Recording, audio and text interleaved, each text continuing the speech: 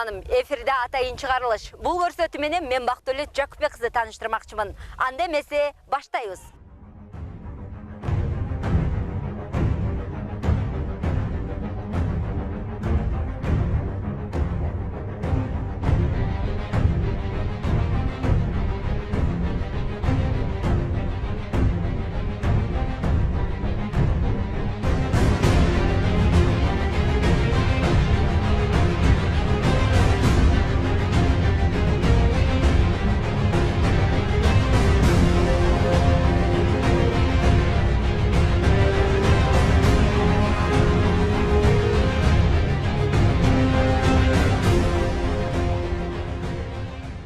Спорт бул ден соолуктун булагы. Дегеле биздин убакта спорттун көптөгөн түрлөрү бар. Адам баласынын ден соолугу чың болуш үчүн спорттун ар кайсы түрлөрү менен машыкса болот. Мисалы волейбол, баскетбол, футбол. Жада калса адам баласынын ой жүгүртүүсүнө, чечкиндүүлүгүнө, эсептөөсүнө шахмат оюну чоң таасир берет. Азыркы тапта бирден бир чоң мекеме болуп эсептелген Кыргыз Телеком АЧ акционердик коомунун бардык аймактык бөлүмдөрүнүн кызматкерлеринин арасында спорттук чоң таймаштын ачылышы алдында турабыз. Биздин Кыргыз ТВ каналынан алыстабаңыздар. Биз менен бирге болуңуздар.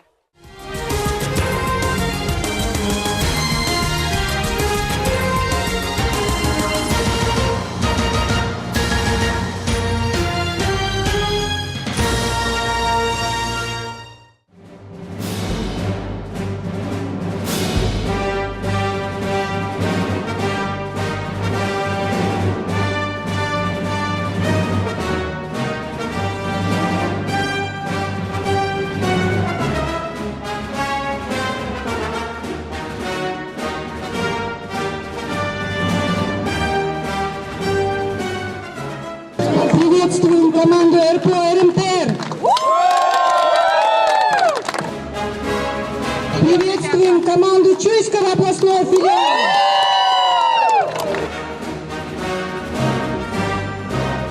Приветствуем команду Бишкекской городской телефонной станции. Приветствуем команду центрального аппарата.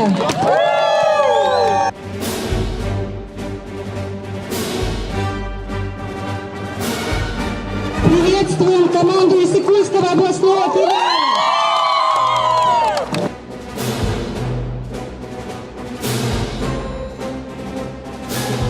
Приветствуем команду Джалабадского областного филиала.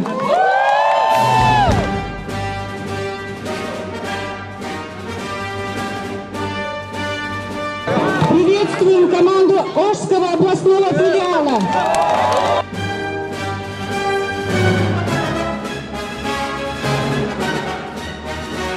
Приветствуем команду Нарынского областного филиала.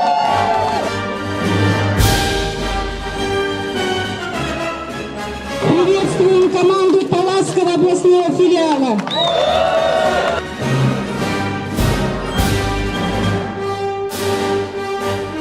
Приветствуем команду Баткенского областного филиала.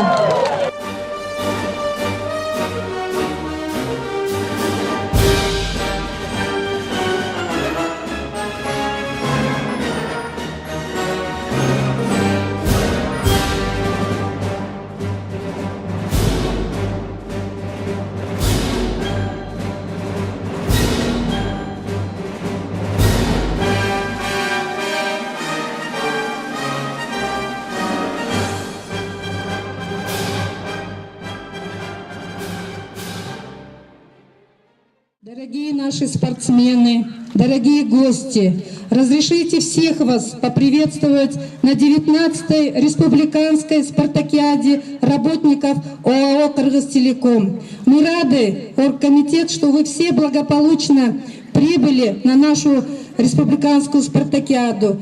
Желаем, чтобы все спортивные мероприятия прошли на высоком уровне. Пусть побеждают сильнейшие. Всем вам благополучия, здоровья и успехов. Хорошего настроения.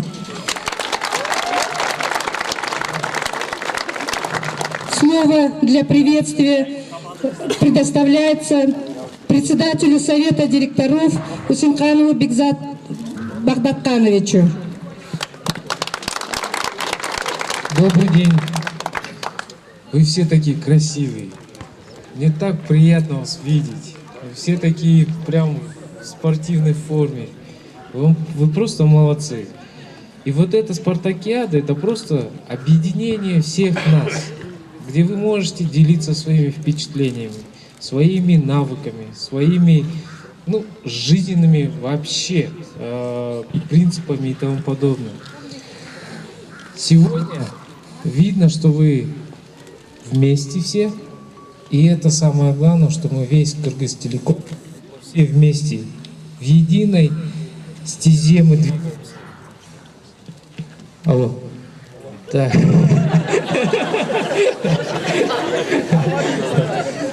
Так что, ребят, пожалуйста, самое главное, чтобы вы были вместе. Неважно, кто из вас проиграет, кто выиграет. Самое главное, что мы одни все вместе. Ладно? И просто будьте все здоровы, счастливы, отдыхайте. Спортивными, чтобы вы были не только сегодня, но и вообще во всей своей жизни. Так что всем хороших впечатлений. И самое главное, чтобы вы отсюда уехали без всяких травм. Ладно? Все, давай. Слово для приветствия предоставляется административному директору Мурадилу Джумадильдеевичу. Здравствуйте, уважаемые коллеги. Видите, как даже Гуляйка Бедина уже за год научилась выговаривать мое отчество. Уважаемые коллеги, на самом деле отрадно видеть вас всех здесь, на 19-й спартакиаде. В прошлом году многими из вас беседовали, говорили совершеннолетие, 18 лет. В этом году уже 19-й год пошел. Я недавно разговаривал с нашими ветеранами, которые стояли у истеков этого проведения спартакиады, и у всех хорошие, теплые воспоминания. Поэтому сегодня вновь рады вас всех здесь приветствовать. Дело в том, что именно спорт, так скажем, объединяет мир. Именно спорт служит послом мира. И в данный момент все филиалы, все наши дочерние компании находятся здесь. Поэтому желаю вам благополучия, хорошей игры. Я думаю, что за этот год, с прошлого года, наши достижения были настолько велики, что мы можем обрадоваться тому, что мы год 16 завершили с успехом. В 2017 году у нас было заложено много планов, более полугода уже прошло. Я думаю, достижения уже налицо. Соответственно, в будущем перспективе у нас будут новые игры. Как мы в прошлом году говорили, что плавание обидница, плавание уже есть. Я думаю, в следующем году количество участников еще больше увеличится. Но в прошлом году эта флага приглашается, может быть, и опять станете чемпионами, да? РПО, РМТР в прошлом году были чемпионами. Пожалуйста. И мы тут генералами спорим, чья команда выиграет, полностью все расходы спартакиады оплачивают. Так что всем отставать. Я думаю, только РПО вытянет расходы, да? Или БГТС.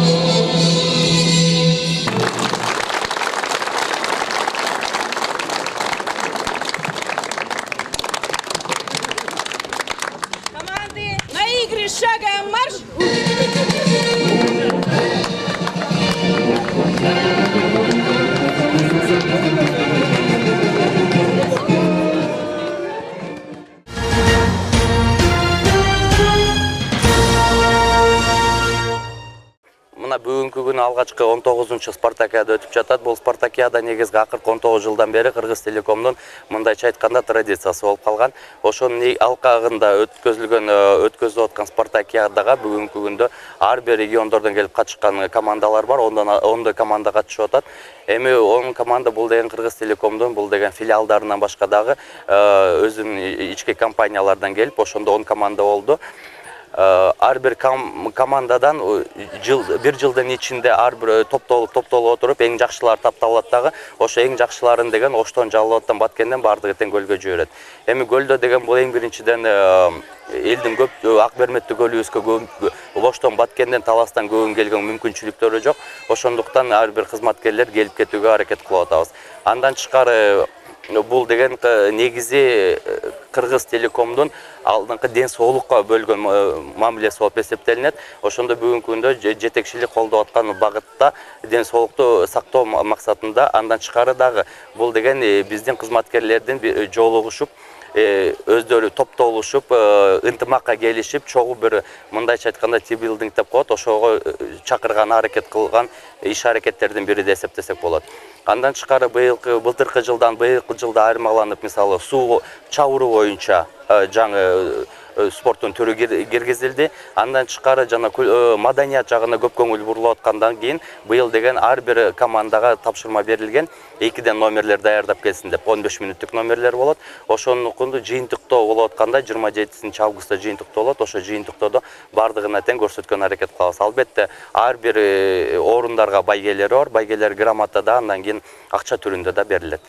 Мүмкүнчүлүктөн колдонуп биздин өзүбүздүн кесиптештериме айта кетерим, бул деген албан ийгиликтерге жана ден соолукта болсун, үйүндө, үй бүлөсүндө тынчтык жана ынтымак болуп, албетте ошо көп жылдардан бери кошуп аткан салымын өздөрү эч качан ошондон тайманбай, албетте Кыргыз Телеком компаниясы үчүн иштешсин. Ал эми компанияда ошо кызматкерлерин баалай билип, келечектеги жогору деңгээлге жеткизүүгө, айлык манайын көтөрүүгө аракеттенишет.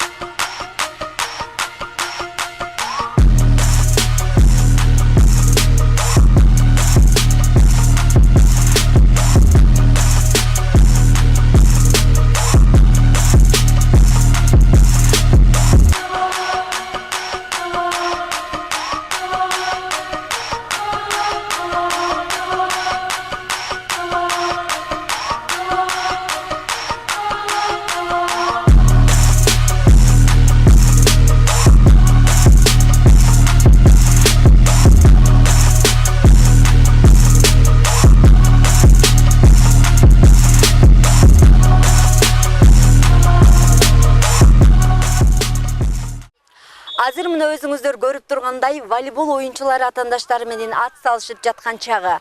Волейбол оюнчулары кандай болуш керек деп суроо өрт жатсаңыз, анда волейбол оюнчулары күчтүү жана шандагай болуш керек. Кайсы командада ушундай сапаттар бар экенин анда биз менен чогуу көрүңүз. Ойнала. Öttür. Oyna. Öttür. Kara. Out. Out. Out. Линия готов. Очко. Özüne geldi al. Jet. Taşbağla. Toz.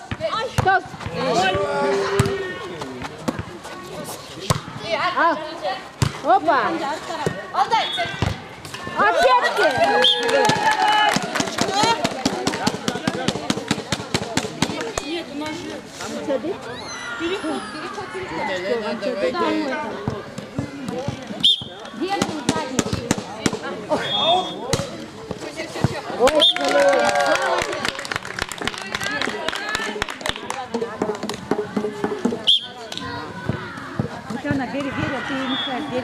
Эй, не мешать.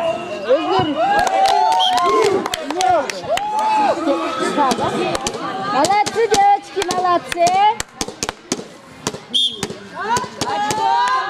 Очко. Блин. Нормально. Молодец.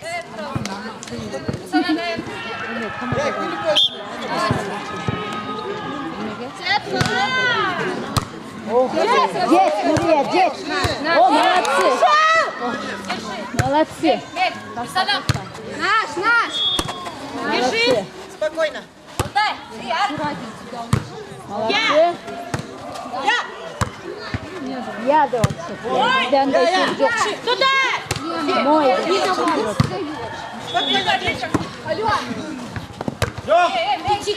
Тихо.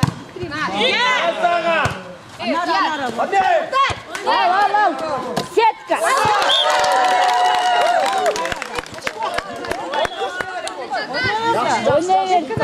Все. Ойнай бер, нормально.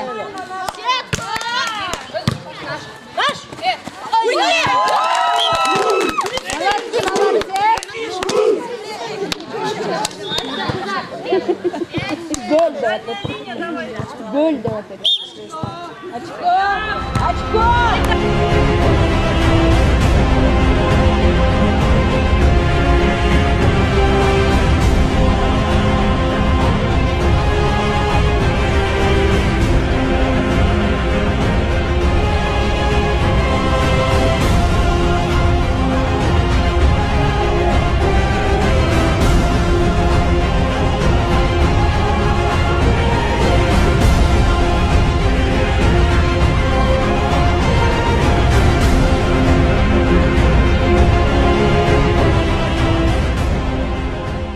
Азыркы күндө кереметтүү ысык көлүбүздө 19-чы спартакиада өтүп жатат.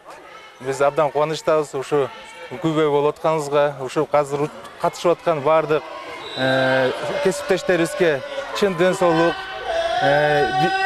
ийгилик, биринчи орунду ээлөө максаттарына жетишин каалайм да. Салыштырмалуу өткөн жылды караганда дагы бүгүнкү өткөрүлүп аткан спартакиада деңгээли өтө жогору болот.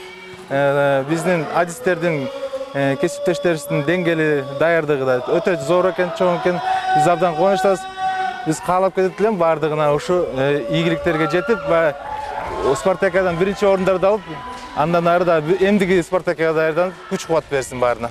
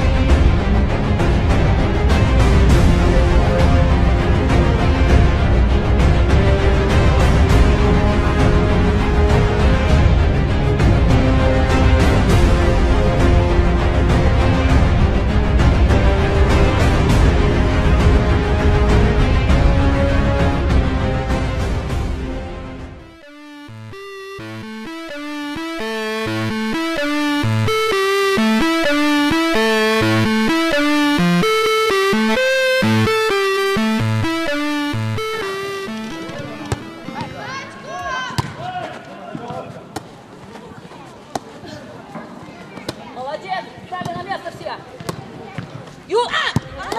Стоим. Воронушек ловим. Что стоим? Сеточка, БГТ.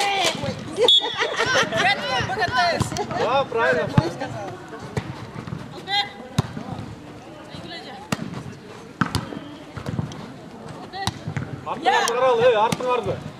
Артыңарды ешкім жоқ. Поле. Молодцы. Собрались.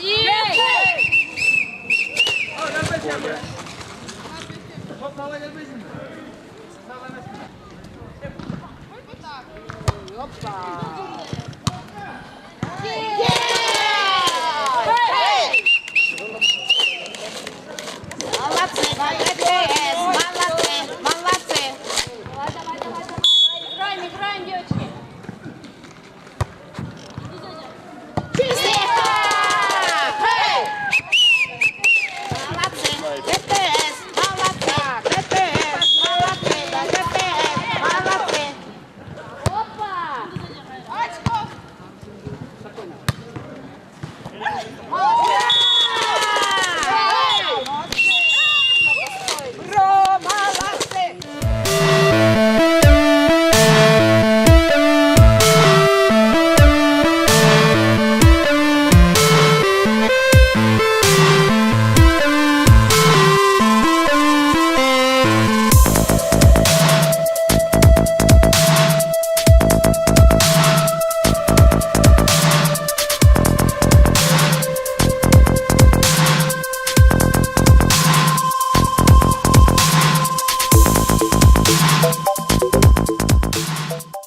Коллектив бияқта 6 тур бойынша мелдет балдарыбыз спартакиадада қатысып атат. 6 тур бұл шахмат, мини-футбол, волейбол, женский, мужской, плавание.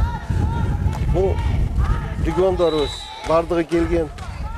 Жалабат, Баткен, Ош, Исыкул бардығы. Бұл мен ойлаймын бізді іштілеріміз үшін чоң мереке, настроенияларын бір пропаганда қылыш. Bir-biri bilen жолықшып, үшөшіп. Жаңағы жылға бұйырса 20-ші спартакиадамыз өтеді. Бұл юбилейный. Бұл жақта мен ойлаймын дағы bir топ жақшақ даңгелді өткөреміз деген ойларымыз бар.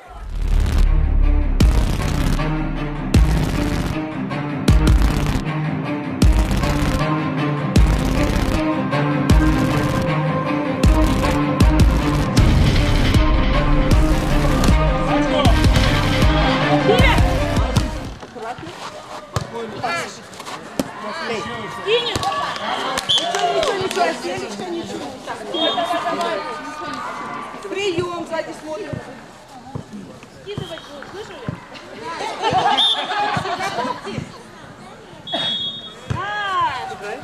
Хорошо. Я.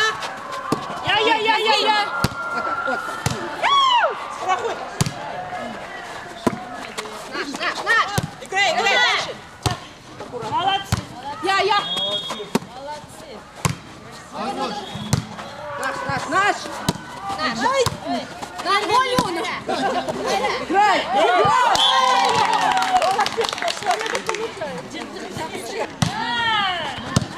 Помогай. Наш. Нет. Давай вставай. Я быстрее. Не убегай.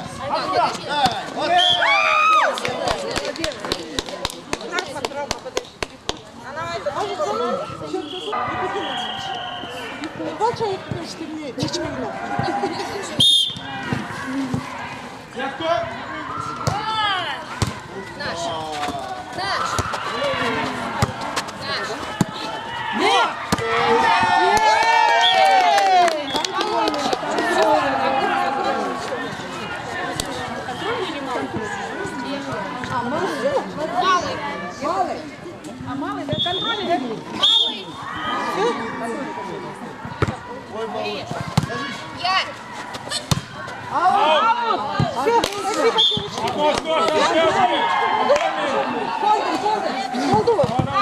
Все, спасибо, Все.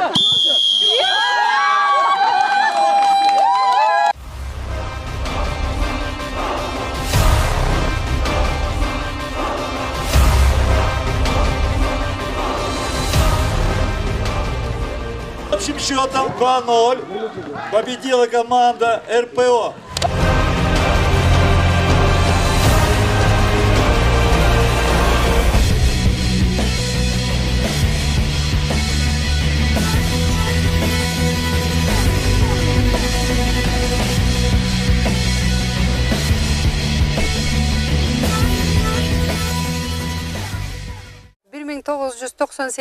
жылы Кыргыз Телеком ачык акционерлик коомунун жетекчилиги тарабынан коллективдин корпоративдик духун көтөрүү үчүн республикада спартакиада өткөрүүнү чечим кабыл алышкан.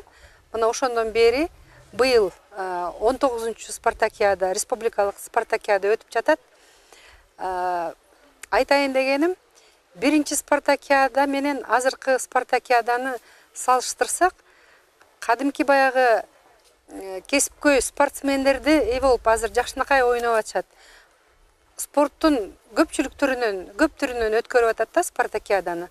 Бул значит волейбол боюнча аялдар эркектер арасында, теннис боюнча шахмат боюнча жана ошондой футбол боюнча анан быйыл спорттун жаңы түрүн сууда сүзүү боюнча жаңы түрүн киргиздик.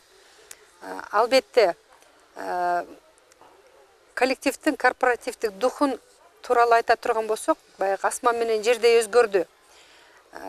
Бардык республиканын 7 дубандарынан келген Кыргызтелекомдун кызматкерлеринин арасында өткөрүлүп жатат. Бул жерде башка жактан келген киши жок, только гана өзүбүздүн жеке гана ошо Кыргызтелекомдун кызматкерлеринин катышуусу менен ушундай жакшынакай спартакиада өтүп жатат. Бир жылда бир жолу чогулсак дагы, спортсмендер бири-бири менен, ар кайсы жерден келгендер бири-бири менен бир туугандай болуп сүйлөшүп, жакшынакай маанайда өтүп жатат. Бул үчүн албетте Кыргызтелекомдун жетекчилигине чоң ыраазычылыктарын айтышат.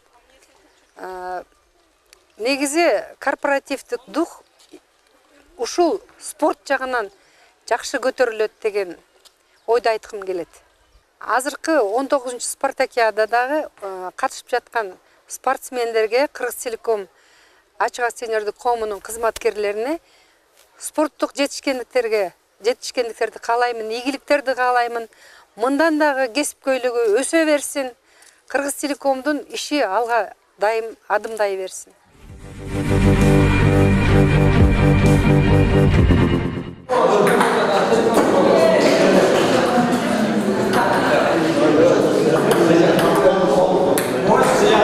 Спокойно. Давай, золотой. Давай.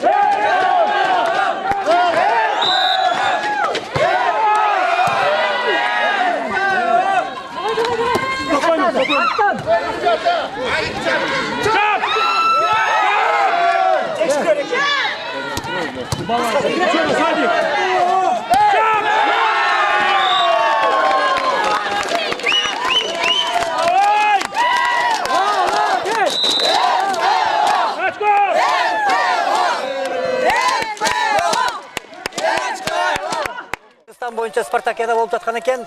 Биз ушу балайт эткени Атайын Алай районунан келдик. Ошо бул жердеги ойноп аткан спортсмендер ошо бардыгы жакшы. Оюн жакшы жүрүп жатат. Азыр дагы не демекпиз? Мен ошо рахмат айтам ошол сиздерге дагы, ошол биздин спортсмендерге дагы. Биз дагы ушул Кошо Чогуу Алайдан келдик. Бүгүн Атайын ушул спонсор катары келдик. Өзүбүз игрок эмеспиз. Но игроктор аябай жакшы иштеп ойноп атышат. Кыйындары утушсун. Эми бул спорт деп коет. Баарына удача. Бири-бирибизге тааныш керек эмес, бул спорт. Бул биримдиктин белгиси болот да.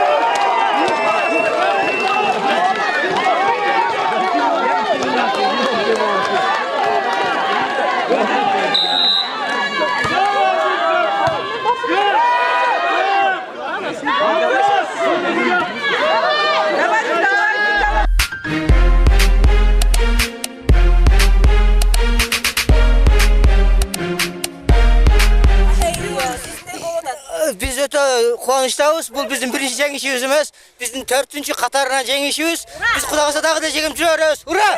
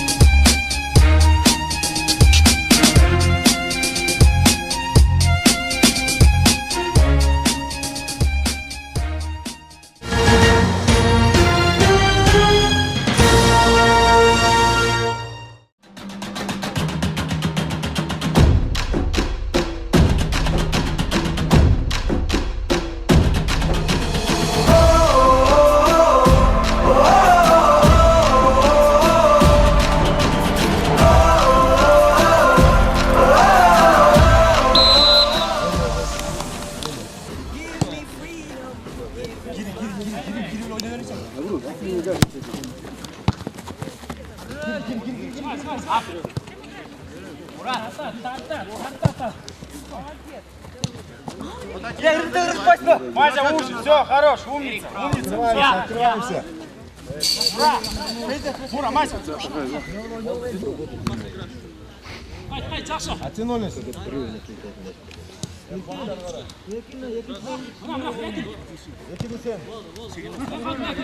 Алмаз, двигайтесь, Алмаз, просите там. Сзади, Мурат. Алмаз, Мура, они вас опережают почему?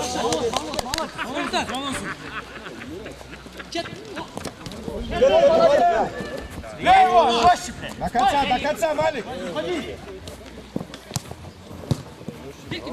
Спокойно. Успокой. Спокойно. Эрик. Хорошо. How shall I feel? Creatures lie here, looking through the Adrian. How shall I feel? Creatures lie here, looking through the How shall I feel? Creatures lie here.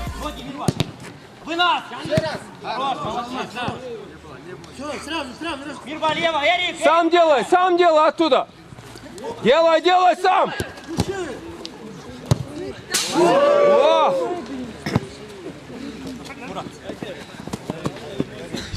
Душу, выходим сюда, выходим.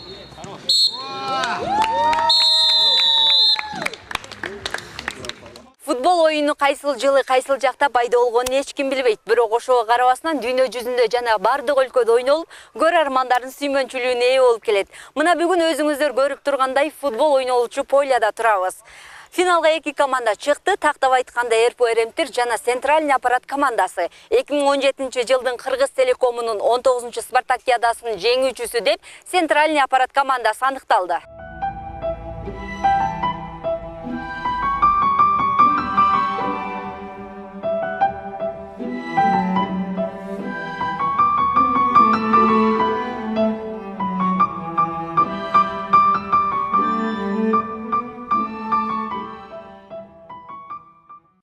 Азаматсыңар жигиттер, силерди дагы бир жолу куттуктайбыз. Сиздер ойлодуңуздар беле ушул алдыңкы орундарга чыгып калабыз деп. Негизи эле жылдан жылга күчтүдөн күчтүү, мыктыдан мыктуу оюнчулар тандалып келип жатышат. Биринчиден рахмат айтам сизге. Эми жыл сайын сиз айткандай эле күчтүү болуп, мыкты болуп келатат, биз деле аны билген жокпуз да. Мындай ойногону келатабыз. Ойногону келип, аны утканды, утушту эле ойлоп эле келатабыз. Ошонан буюрса жакшылыкка жетишип, ушундай оюндар жакшы болуп өттү. Ушул жеңүүчүлөрдүн эмоциялары менен биздин көрөрмандар менен бөлүшүп кетпейсиздер? Эмоциялар эми азыр утуштан кийин биртке толкунданып атам өзүм дагы. Вот. Аябай жакшы, буюрса жыл сайын ушу телеком компаниясына ушу рахмат айткым келет. Ушундай жакшы, аябай мыкты назик турнирлерди өткөрүп атканына. Ушу биздин председательдерге, ушу алып баруучуларга, оргкомитетке ушу рахмат. Эми жаман жолго түшпөй, спорт менен машыктангыла, ошону эле айтам. Ата энелерди, улууларды урматтагыла, кишилерди сыйлагыла. Ошо спорт. Сиздерди дагы бир жолу куттуктайбыз. Жергебиздин атагын алыска чыгарган азаматтар, жигиттерибиз көп болсун. Урматтуу көрөрманым, бизден алыстабаңыздар, кызыктын баары алдыда.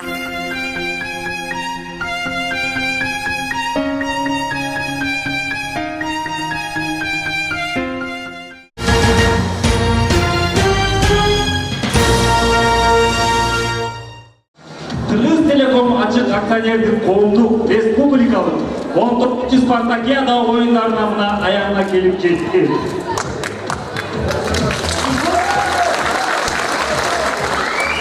Мына бүгүн биз коомдун кызматкерлери жеке спорт жагынан гана эмес, маданий жактан да дайыма алдыда болуп келишет.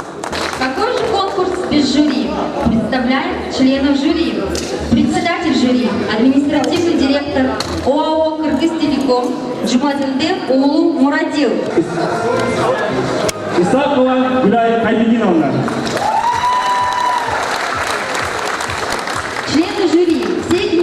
директора филиала. Иссыкульский филиал. Токторбаев Тунбек Карусбекович. Нарынский филиал. Базаров Жиргал Нарынбекович. БКТ Учтемиров Турат Аскаралиев. Салатский филиал. Долдоев Самат Садырджанович. Сабр Эгембул Исраилович. Баскетский филиал. Аматумаров Крузыбек Бекенбаевич. РФО РФТР Жанзаков Муса Сраналиевич. Ожский филиал. Заместитель генерального директора Токтогонов Данил Султанович. Чуйский филиал. Зам генерального директора Абдулдаев Тунбек Небекиевич. На сцену приглашаем работников Иссыкульского областного филиала. Көксігін қиял бұл түбу, көңілін көлдің толқыну. Ызаттап тосот ұтыллап, ысық көлдің толқыны деп, ұрсаптар менен ысық көл филиалының қолчаулар менен тосу алыңыздар. Ысық көл филиалы.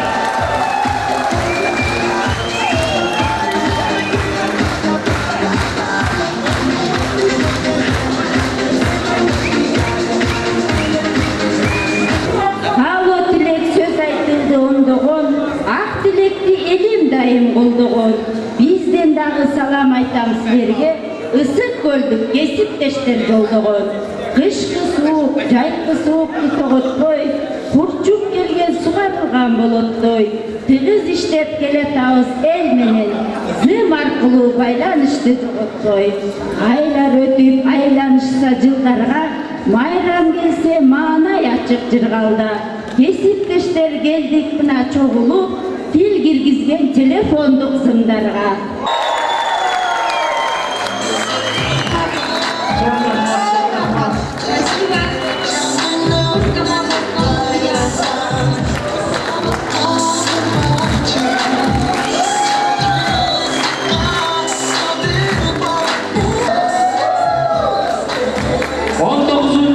Спартакиада ойындардың қатысушылары. Маанай қандай? Барбыз ба? Анда месе эрки кезекти нарындан келген қонақтарымызға берсек.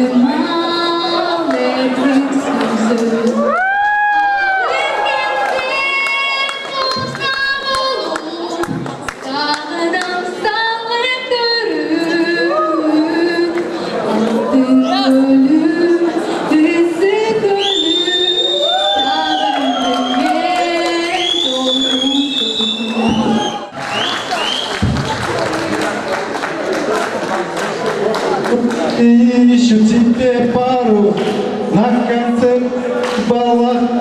Связисты ищут пару по колодцам до шкафа.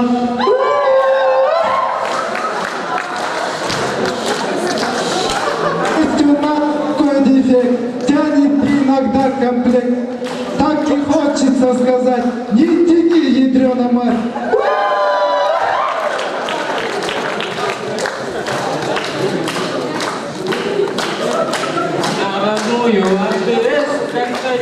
прошлый лет. И контакт наладился так, что не вывез никак.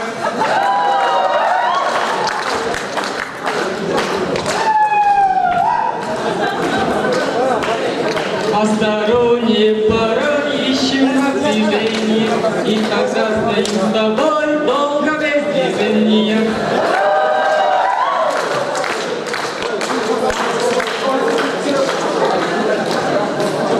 У меня вошло в привычку прямо голою рукой.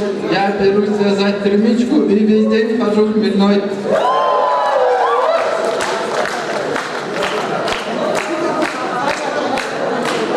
На короткое замкнуть, на кабель не годится. Может, кто-нибудь подскажет, как предохраниться?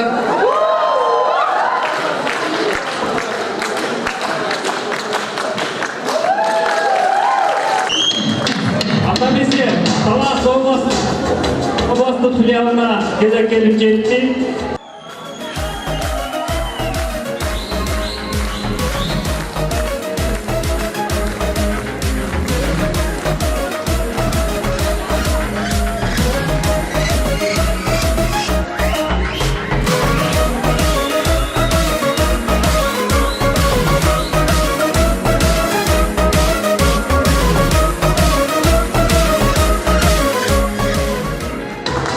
Эмки кезекте Жалал-Абад областной филиалына учуру келип жетти.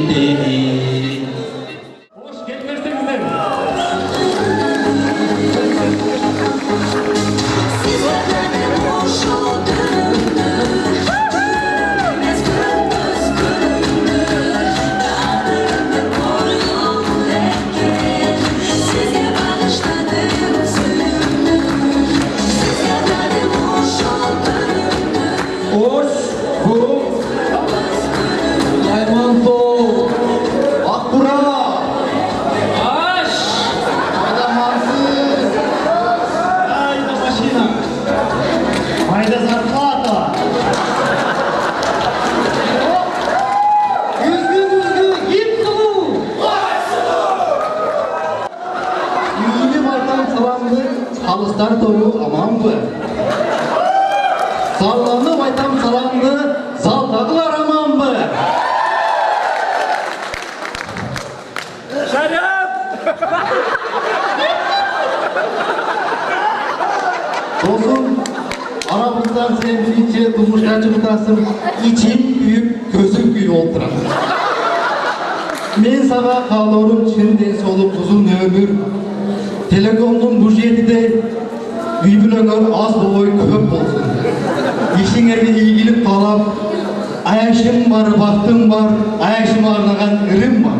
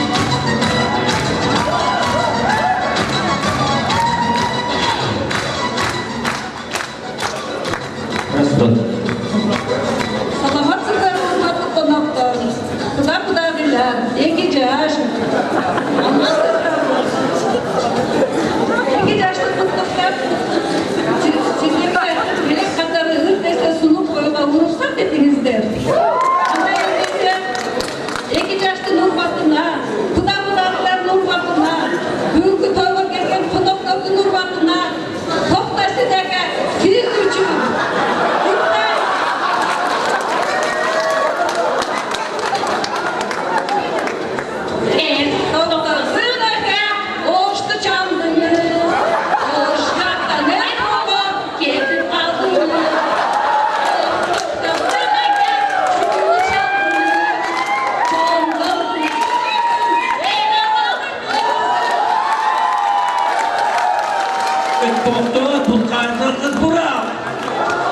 Abdurrahman aka, bu kızlarning halal varianti. O'shani aytdim-da. Rahmat, Abdurrahman meni bilmayapti.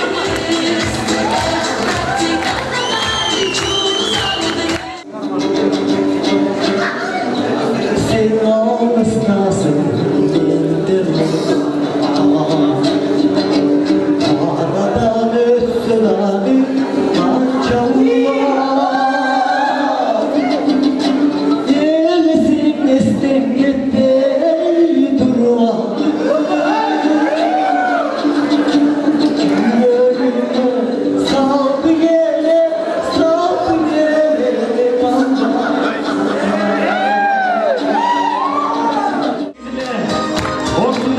Kıyınırdım koyup, gönlü gelip, ırdak biylep oyna öyle gitmesinden karasanarçı, gelindi de olup geçti.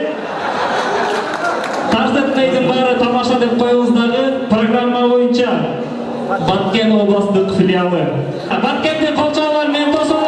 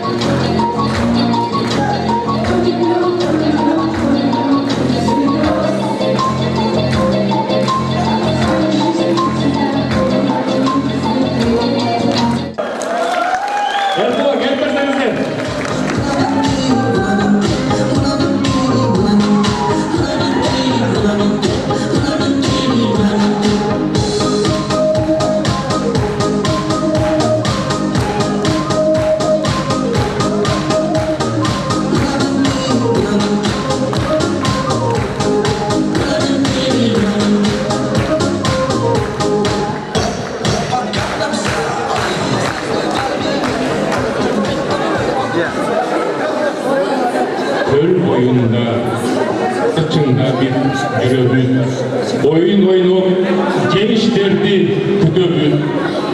Kuşak jayıp, tutup olgan oturgap, Üstük göldü, cın cırıktın tüyöbüz. Команда РПО РМТ.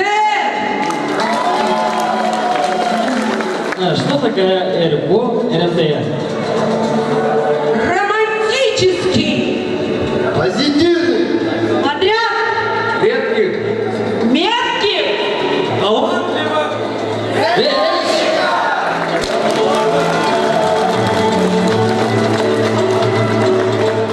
Hayırlı hurmatlı Kırgız Telekom'unun bardық аймақтық bölümlerden gelген қызматкерлері барсыздар ма?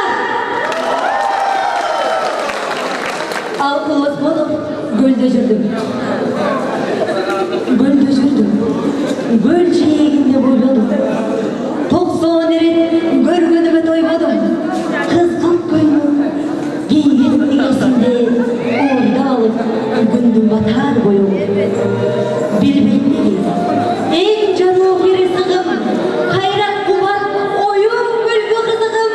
Kız baladay uyangan esinde orada alıp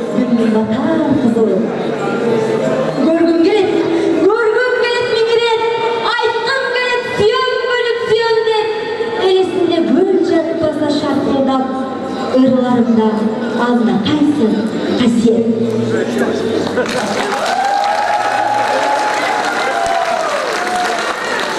Жалпы мырзаларға эрбойремдердің айымдардың атынан толқын болып деңіздің күшті жері, толқындай бол телекомды жігіттері, толқындардың ізі ол деп толық edip көрігін сені мені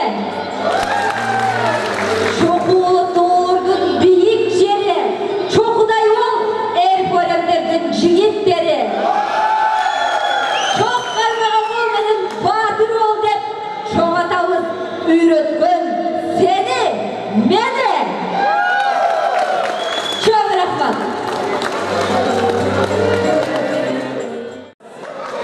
Динарочка, мне нравится вот тот футболист. Он так бегает по полю с красным шарфиком. Это не шарфик, это язык.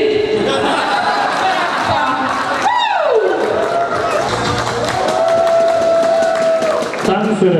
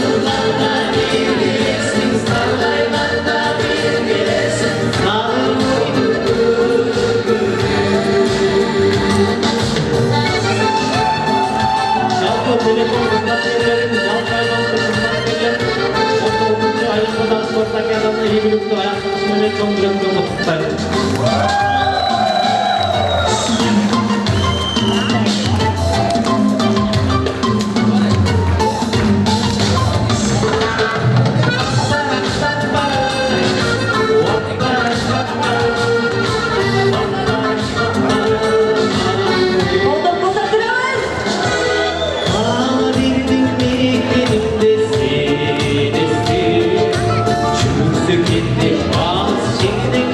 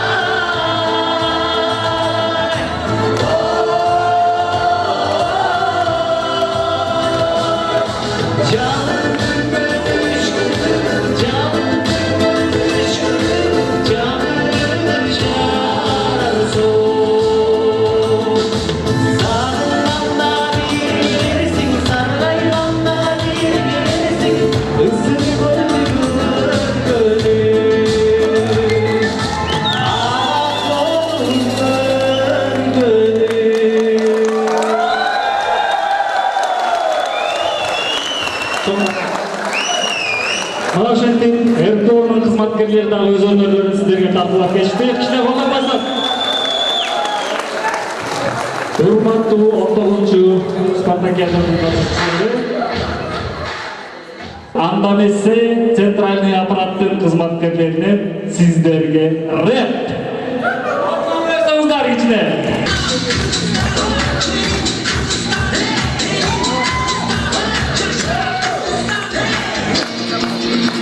Привет, пакет, целую всех, нашел для вас келин. Закончу свою миссию, приеду не один. Что это такое? Просто шут, шут, шут. Не оставлю снова танцевать. Рисую горная река. Музыка грохочет с потолка. Ребята наверху. А то запеть спасения нет. Не могу больше слушать. Это кошка ты поэт.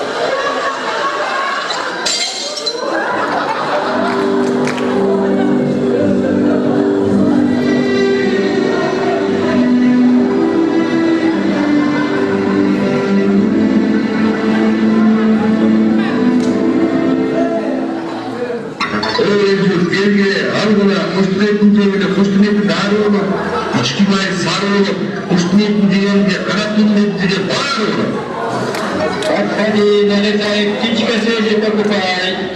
Экологически чистая, без консерванта, без добавок птичка покупай. Подходи, налетай, тушки птицы покупай.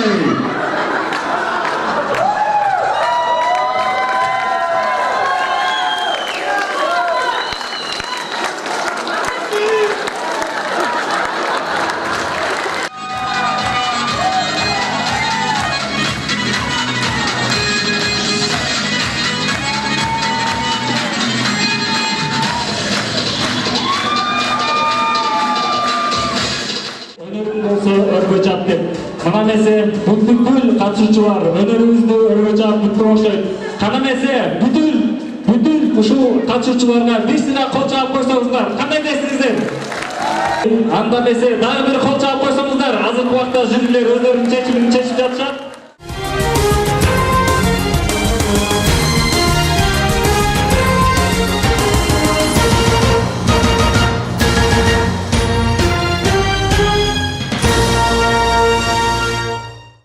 И на эту сцену я хочу пригласить организаторов этой спартакиады, председателя оргкомитета из Жумалдилде Олу Мурадила. Пожалуйста, поднимитесь на сцену. Заместителя председателя оргкомитета Исакову Гулай Кайпетдиновну. Пожалуйста, поднимитесь на сцену. И членов оргкомитета Печелову Марапата Такуровну, Элмиру Равильевну, Алтыбаева Замира Ибрагимову Жанну и председателя мандатной комиссии Шершеналиеву Нургуль Шамильевну. Пожалуйста. Кутмандуу кечигер менен урматтуу кесиптештер. Былтыр бир жыл мурун ушул жерде эле 18-чи биздин республикалык спартакиаданы белгилеп жаттык элек, ошондой ниет кылдык элек. Эмдиги жылы 19-чу спартакиада болуп атканда жакшы өзгөрүүлөр кирсиндер. Эми өзүңөр көргөндөй бүгүнкү күндө культурный программа деп коет. Мына ар бир жылдыздар негизги телекомдун кызматкерлери бул анық байланыш қана емес, ошол эле учурда спортсмендер гана эмес, ырдагандай, бийлегендей жана тамаша келерин аныкташты деп ойлоймун. Мына бүгүнкү күндө жаңылыктардан болуп бизге көптөгөн программа кирди. Эми айта кетчү нерсе, сиздерге биздин оргкомитеттин атынан чоң рахмат. Көңүл буруп сиздер биз менен болуп, 4 күндүн ичинде алган жетишкендиктерге жеттик деп ойлойбуз. Ал эми ошол эле учурда негизи Кыргыз Телекомдун жетекчилигине да рахмат. Себеп дегенде жетекчилик колдогондон кийин кызматкерлер бардык бирдиктерде ар бир областтын генеральный директорлорунун колдоосу менен ошол жерге бардыгыбыз тең чогуу отурабыз. Председателя правления АО Кыргызтелекома Матаминова Нурлана Сабыровича.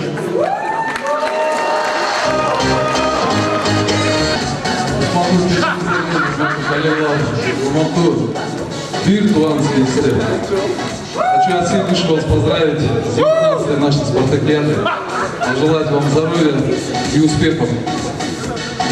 Как говорится, мы народ плечистый, мы здесь, оказывается, не только спортсмены, технари, но мы еще и таланты.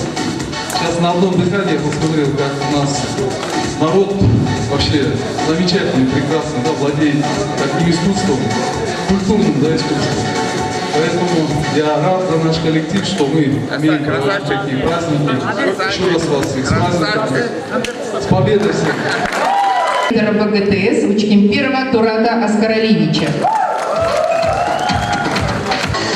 Урматтуу коллегалар, мына 4 күндөн бери ушул жерде спартакиада болду.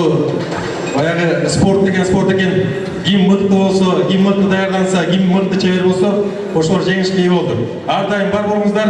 Биздин жетекчиликке чоң рахмат айталы. Командалар, раздарбы? Ура! И на эту сцену мы просим выйти директора по развитию Шершенбека Улу Саматбек. Уважаемый телеком, позвольте поздравить с завершением 19-й спартакиады и надеюсь, достигать не только в спорте и культуре, другой нашей основной деятельности по всем нашим другим направлениям. На эту сцену ветерана связи Сыкульской области и Сыкульской связи Тюлекенова Бектура Абдыкеримовича. Пожалуйста. Уважаемые коллеги, я как ветеран из Сыкульской области поздравляю вас с 19-й годовщиной спартакиады. И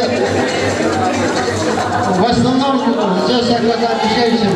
И для вас я сейчас рассудком скажу. Когда не знал я вас, я жил на берегу ручья. С тех пор, как вас познал тот час, поток бурлящий придул. Поток беспощаден был. Припал, оскалывал. Ах, женщины, все те же женщины. Когда не знал я вас, я грелся только у меня, но имя услыхав в тот час, мир пекла бросил меня. С тех пор огонь мне сердце жжет, и дни и ночи напролет. Ах, женщины, все те же женщины. Спасибо! Я хочу пригласить на эту сцену генерального директора Баткенского филиала Маматумарова Фрунзибека Бекенбаевича. Урматтуу кесиптештер, сейлениңиздер кут болсун. Кудайым буйруса, элиндеги жылы 20-чы спартакиада бардыгыбыз түгөл аман ушул жерде жолугушканга Кудайым насип этсин. Рахмат сиздерге. Генеральный директор РКО РНТР Джанузаков Узан Сураналиевич.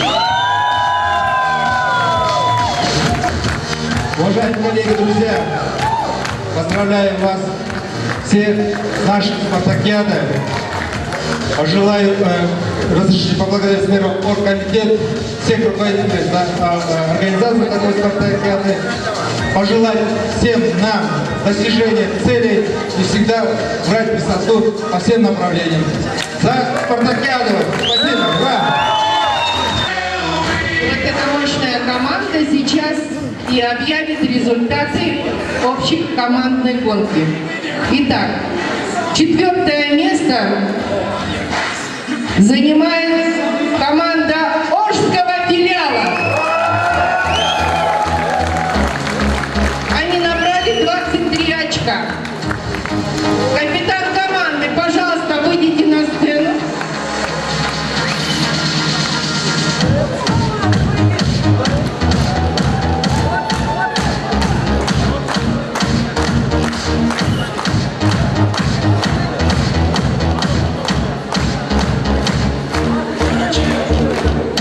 Капитан команды не уходит.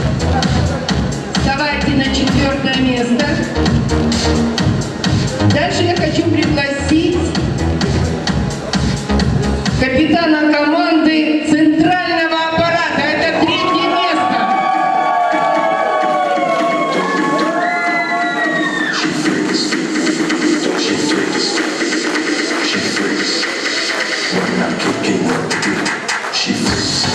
Почему только центральный аппарат поздравляет? Рады не все. Не уходите, встаньте на свою ступеньку.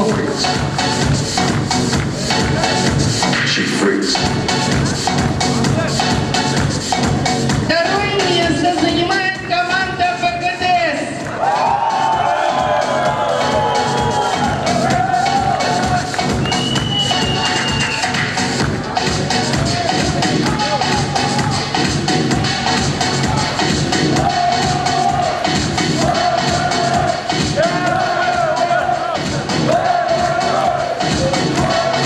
И победителем 19-й спартакиады становится команда РПРНД.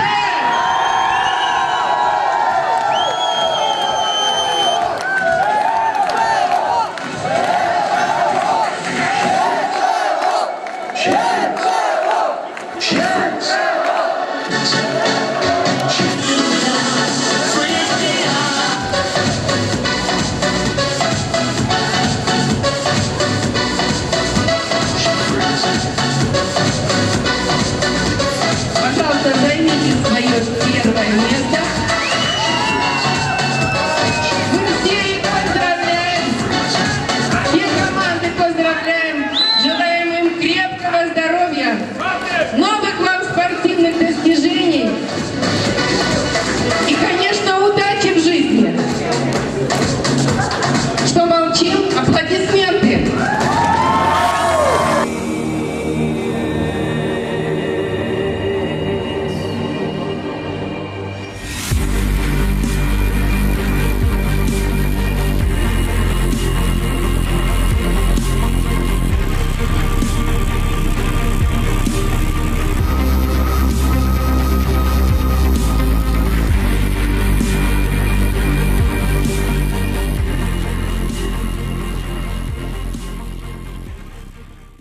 Мына ошенти урматтуу телекөрүүчүм 19-чу спартакиадада тынымсыз 4 күн бою спорттун 6 түрү менен Кыргыз Телекомдун бардык аймактарынан келген 375 кызматкерлер ат салышты. Кыргыз Телеком, Кыргыз ТВ ден соолугу үчүн, таза коом үчүн Бактылы Жакупбек кызы, Канатбек Исмаилов атайын чыгарылыш.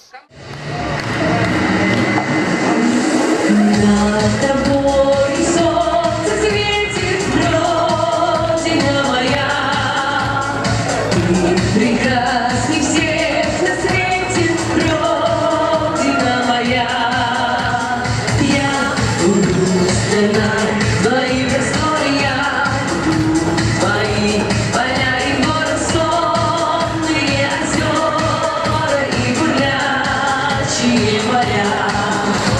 Солнце яркое растратит краской золотой, величавый, прекрасный, снежный Алатон. Воздух чист, мне не надышаться, как тобою не восхищаться край высоких гор, синих озер, мой Кыргызстан, мой Кыргызстан. Будут на тебя звезды удивленно смотреть.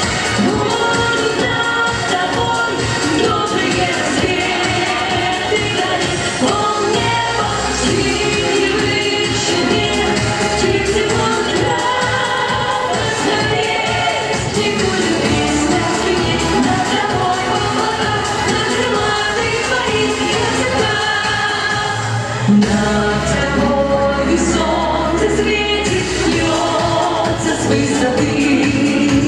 Все на свете сможем я и ты. Мир всех морских жемчуг.